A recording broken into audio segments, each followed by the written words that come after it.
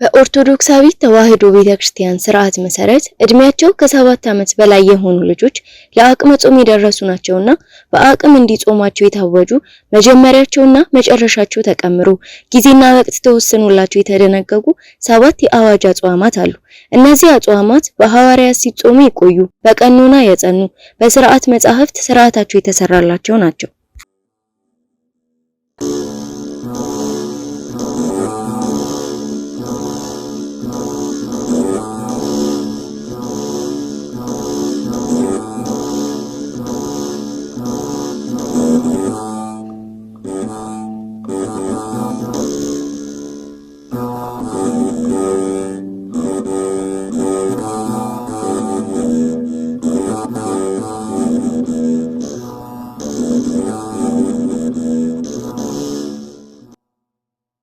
ጾም ለተወሰነ ጊዜ እህል ከመብላት ውሃም ከመጠጣት መከልከል ማለት ነው። በተጨማሪም ስጋዊ ስሜትን ማሸነፍ፣ ስጋችን ከስጋ ፍላጎት በመከልከል ለነፍስ እንድትገዛ ማድረግ ነው። ቅዱስ ያሬድ በድጓው ጆሮ ክፉ ከመስማት ዓይን ክፉ ከማየት ይከልከል እንዳለ አጠቃላይ ህዋሳቶቻችን ክፋትን ከማድረግ ይከልከሉ ማለት ነው። ይህ አይነት ጾም እስከ ዕለተ ሞታችን ድረስ የምንጾመው ጾም ነው። ጾም ማለት ጾመ ከሚለው የግዕዝ ግስ የተገኘ ስም ነው። ጾመ ተከለከለ፣ ታቀበ ማለት ነው። ጾም ታቅቦ መታቀብ መከልከል ነው። በቤተ ክርስቲያናችን የታወቁ የጾም ወቅታት አሉ። በእነዚያ ወቅታት ከአዝማደ ጥሉላት መከልከል ነው። ወይም ደግሞ ከእንስሳት ተዋጽኦች ከእንስሳት ከሚገኙት ከስጋ፣ ከቅቤ፣ ከወተት፣ ከአይብ እንዲህ ከመሳሰሉት የታወቁ ናቸው። ከነዚህ መከልከል ጾም ይባላል። በእለት ውስጥ ደግሞ ለሚኖሩን የተወሰኑ ሰዓታት ከ24 ሰዓት ውስጥ ለተወሰነ ጊዜ ከልከዋ መከልከል ይሄ ጾም ይባላል። ምስጢሩ እንደምንነው ቢሉ ጾም ማለት አቂበ ሕዋሳት ነው። ሕዋሳቱን ሁሉ መጠበቅ ነው።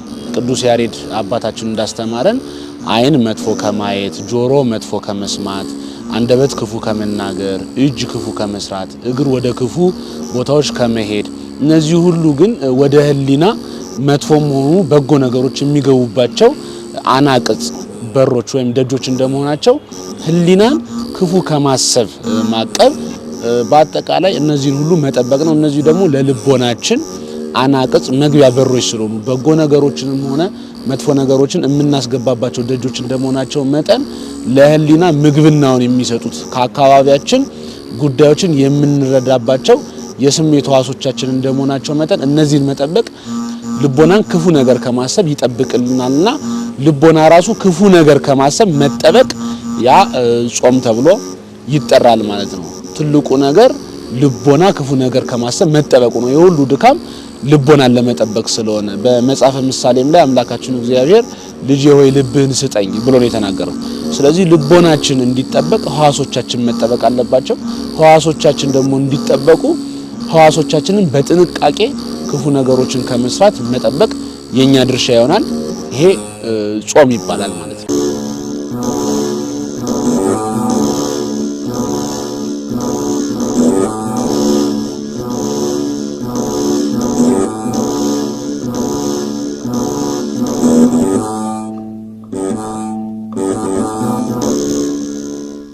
ኢዮሳፍጥም ፈራ፣ እግዚአብሔርንም ሊፈልግ ፊቱን አቀና፣ በይሁዳም ሁሉ ጾም አወጀ እንዳለ እግዚአብሔርን በረድኤት ለመፈለግ ኢዮሳፍጥ ያደረገው ጾምን ማወጅ ነበር። የነነዌም ሰዎች እግዚአብሔርን አመኑ፣ ለጾም አዋጅ ነገሩ። ከታናሹም ጀምሮ እስከ ታላቁ ድረስ ማቅ ለበሱ። የነነዌ ሰዎች በበደላቸው ምክንያት ሀገራቸው ልትጠፋ ነበር።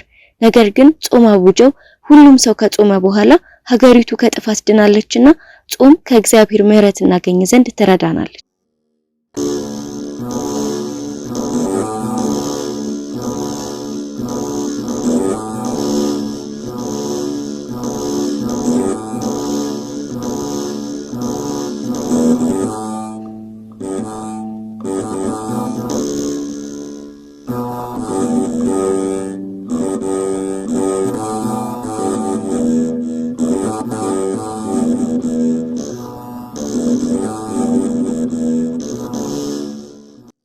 ጾም ከአጋንንት እስራት ነፃ ለመውጣት ለስጋዊ ፈውስና ኃጢአትን ለማስተስረይ ይጠቅማል።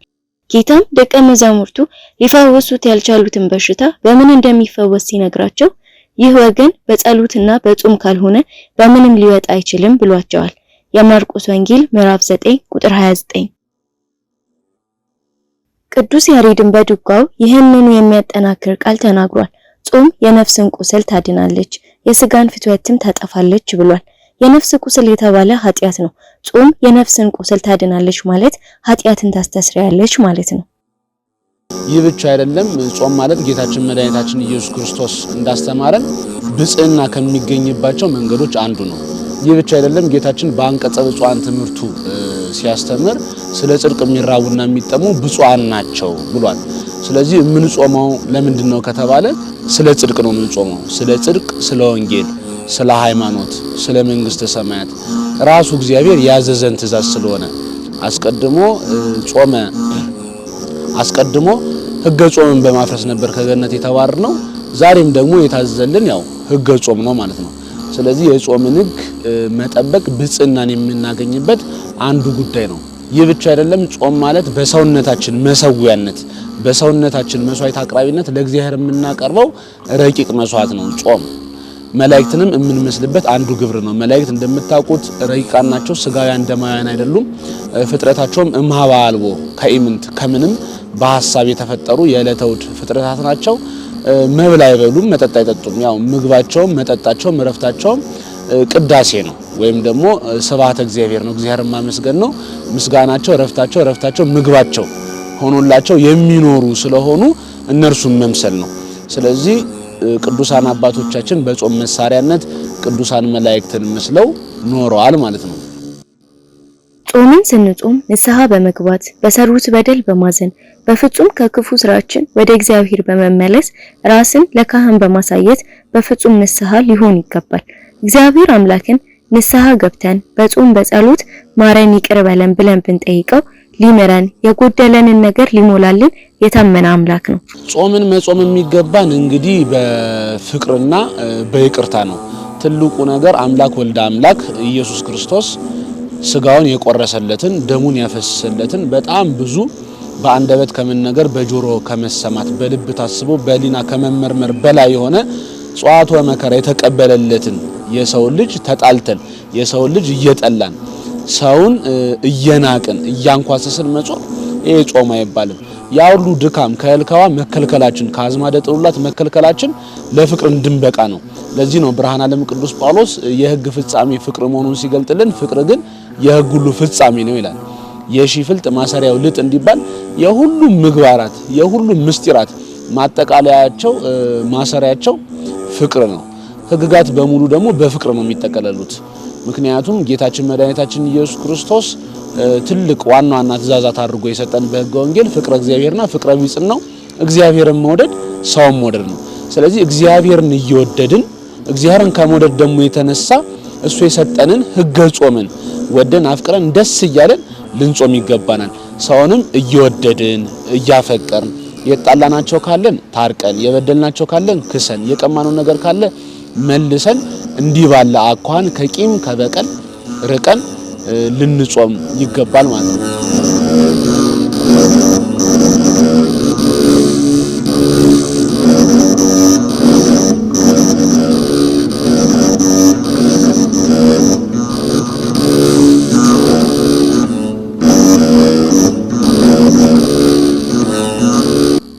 ጾምና ጸሎታችን ፍጹም ተቀባይነት የሚኖረው አብሮ መልካም ምግባራትን መፈጸም ስንችል ነው።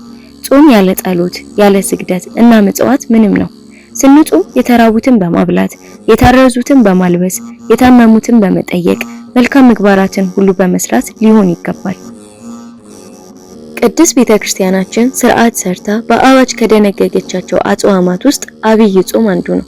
ይህ ጾም ጌታችን መድኃኒታችን ኢየሱስ ክርስቶስ ከተጠመቀ በኋላ 40 መዓልትና 40 ሌሊት የጾመው ጾም በመሆኑ አብይ ተብሏል። ይህ ጾም 8 ሳምንታት ያሉት ሲሆን 8ቱም የየራሳቸው ስያሜ አላቸው። የዚህ ዓመት የአብይ ጾምም የፊታችን ሰኞ የካቲት 9 የሚገባ ይሆናል። ታዲያ በዚህ የጾም ወቅት ራሳችንን ዝቅ በማድረግ በትህትና መጾም ይገባናል። ነቢየ እግዚአብሔር ኢሳይያስ በምዕራፍ 58 ቁጥር 5 ላይ እኔ የመረጥኩት ጾም ይህ ነውን? ሰውስ ነፍሱን የሚያዋርደው እንደዚህ ባለ ቀን ነውን? በውኑ ራሱን እንደ እንግጫ ዝቅ ያደርግ ዘንድ ማቅንና አመድንም በበታቹ ያነጥፍ ዘንድ ነውን እንዳለ ከውዳሴ ከንቱ በመራቅ ልንጾም ይገባል። ሁላችንም ጾሙን በደስታና በፍቅር ጾመን በረከተ ስጋ በረከተ ነፍስን እናገኝ ዘንድ የእግዚአብሔር ቸርነት የእመቤታችን የቅድስት ድንግል ማርያም አማላጅነት የቅዱሳን ተራዳኢነት አይለየን። ወስብሐት ለእግዚአብሔር።